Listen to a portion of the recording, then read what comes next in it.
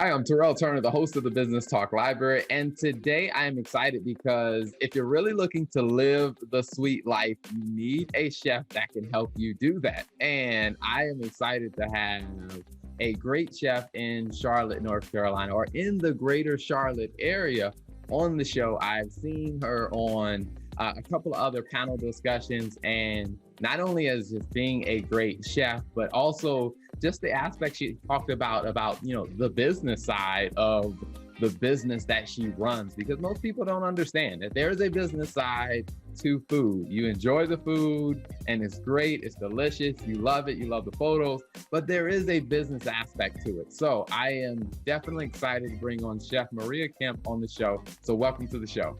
Thank you. Thank you so much. I'm so excited to be here. Absolutely. Now, can you tell us a little bit about, your background and just kind of what really drew you to becoming a chef? Oh my goodness. It all started when, actually it kind of did. Much like many people, my mom instilled that love, when I was, a little tight. I remember pulling up this step stool to the kitchen that we had in upstate New York, and mommy, let me help. Let me lick the beaters. No, you're gonna die of salmonella because there's raw eggs, and like I just want to eat frosting.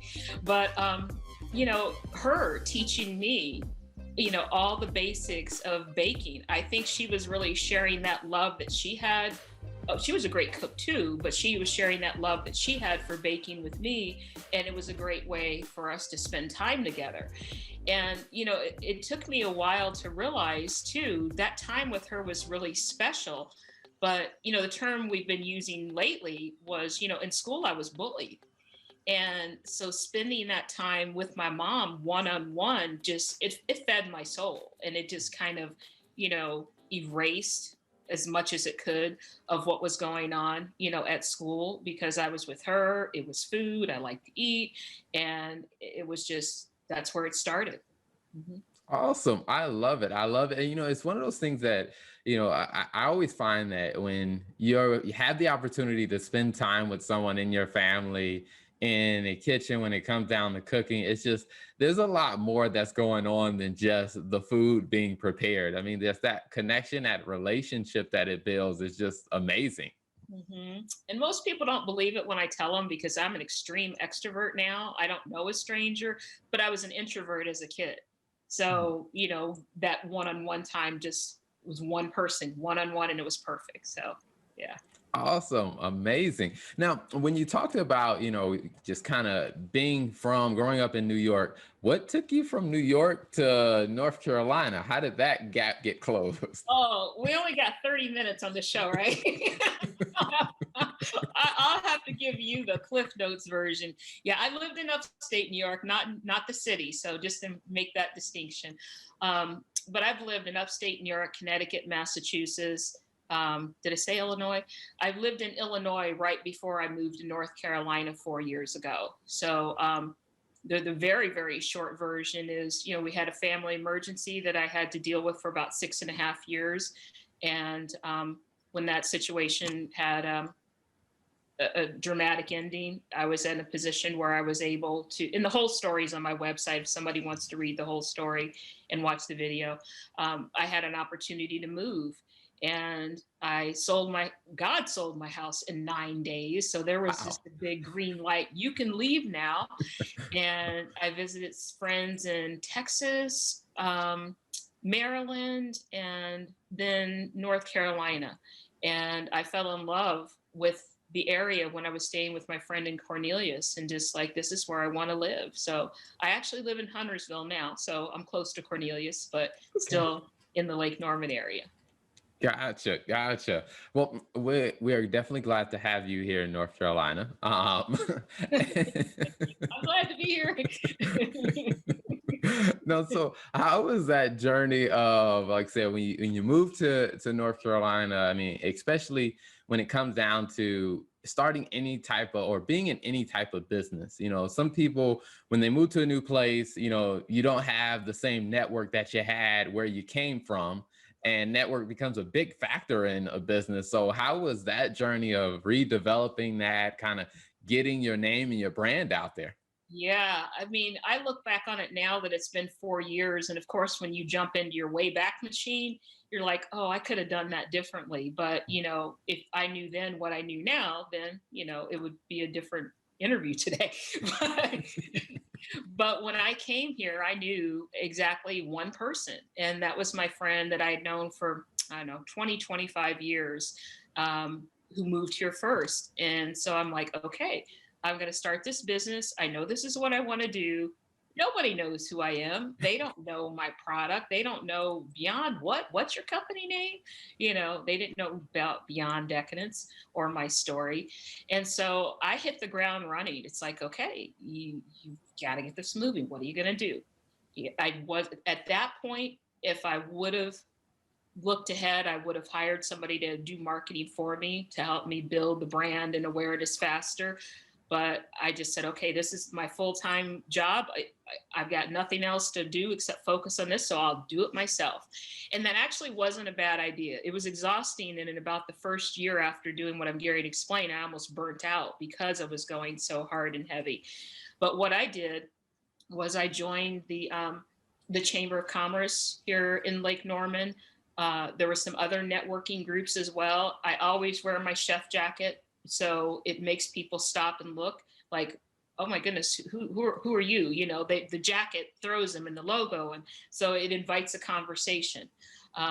So I did that. I downloaded all the networking events, for this area, and then as I got certifications with the city of Charlotte, state and local and federal level, then I got invited to more networking events. Now, this is all pre-COVID, before the world shut down.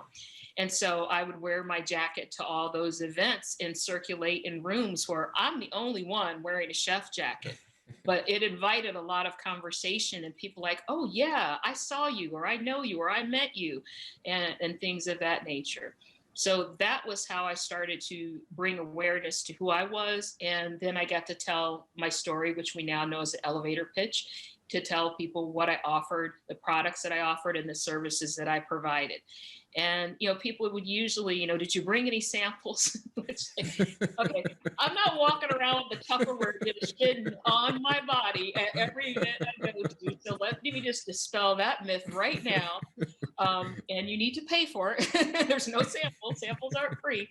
But, it helped make me memorable.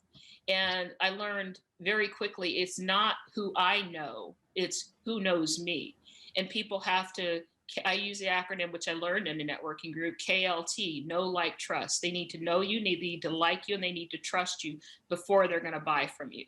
So it took time to build all that. And then as they tasted my product, when I did do samples, or when they bought it, or through different events where somebody's like, yeah, I used her stuff is really good, then that's when it started to build. And also I did, Birkdale Village is right around the corner.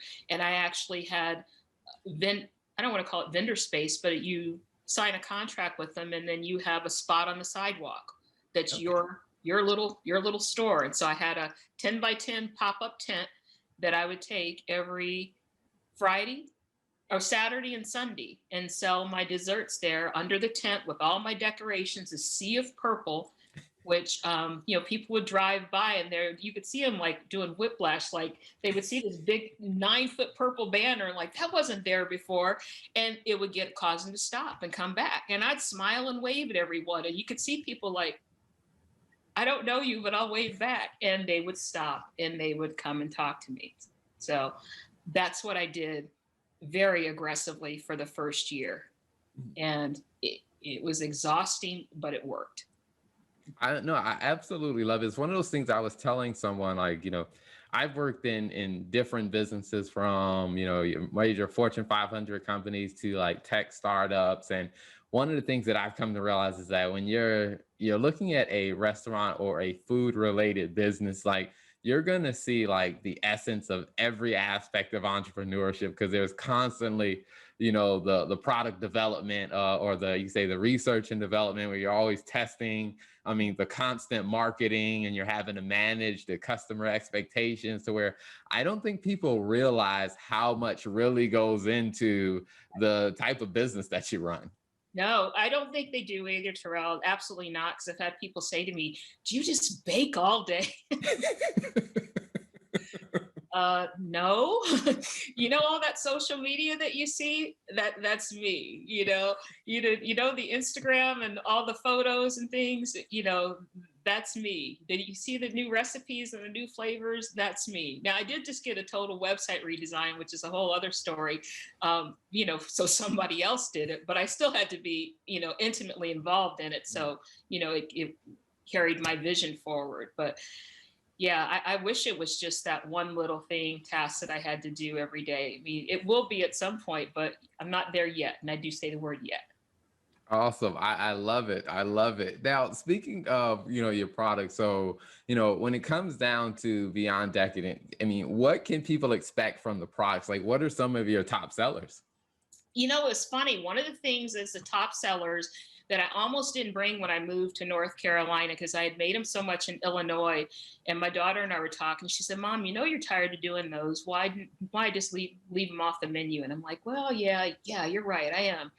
And I'm like, "Okay, well, I'll do them." And I did them. And they're lemon bars.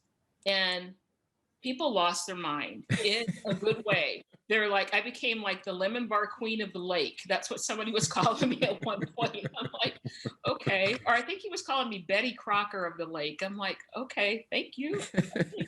But anyway, yeah, lemon bars are definitely the top seller. I mean, out of all the fancy things that I can do, I find that people like the things that they're familiar with. Maybe it's comfort food, maybe it's nostalgia, or maybe they just haven't found one that anybody else made that compares to a memory that they may have. So lemon bars are definitely the top seller. I make this bar, it's called a peanut butter explosion bar, which has like seven layers of deliciousness in it. And I do some gluten-free desserts as well. One thing I'm experimenting with, again, new flavors or cheesecakes, because I also do nationwide shipping. So I'm always looking for desserts that I can package just right and that will ship well and get there intact within the 2-day period. So those are the top sellers, but I'm always filtering things in every week because I change my menu every week. So there's always something new, but the top sellers, they always stay there. Okay, definitely. Now, the lemon bars definitely sound like something I need to check out myself. So, for myself and for everyone else, Yep. how can they find you online, or how can they get in touch with you to get the products?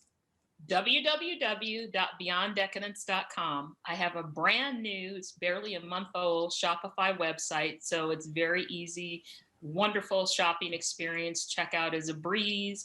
You have 3 options. You can choose to have the desserts delivered to you for a cost around the Charlotte and Lake Norman area.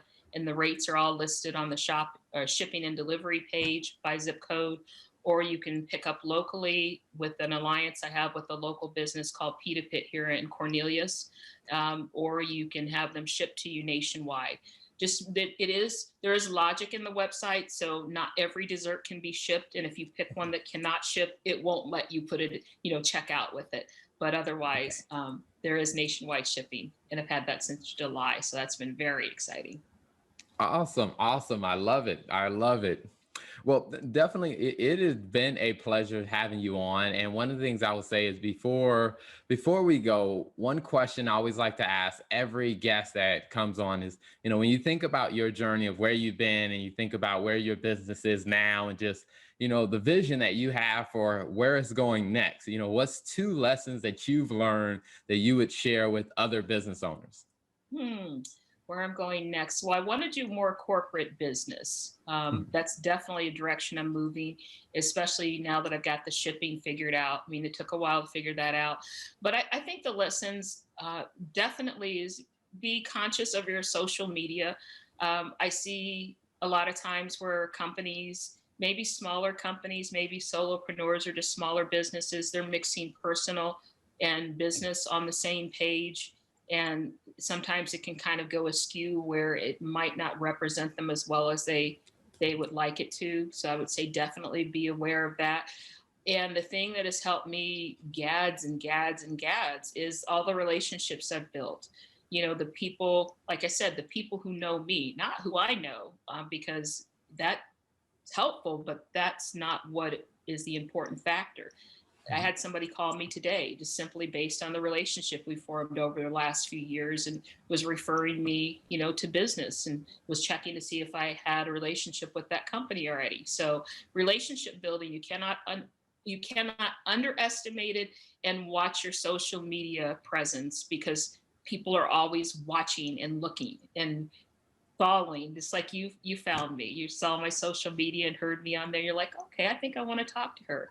So always make sure you're cognizant of how you're representing yourself. Absolutely. I love it. I love it. And before we go, can you repeat that website one more time for the audience? Absolutely. www.beyonddecadence.com. That's www.beyonddecadence.com. Awesome. Well, Chef Maria, it has been a pleasure having you on. Thank you so much for being a guest. Thank you, Tyrell. I enjoyed it. Bye, everyone. Thank you for tuning in to another episode. If you like what you heard, don't be selfish. Make sure you hit that subscribe button and then share this with a friend, because you know a business owner that could definitely use this insight. So be sure to hit that subscribe button, share it with a friend, and turn on the notification bell so you get all the updates when we release a new episode.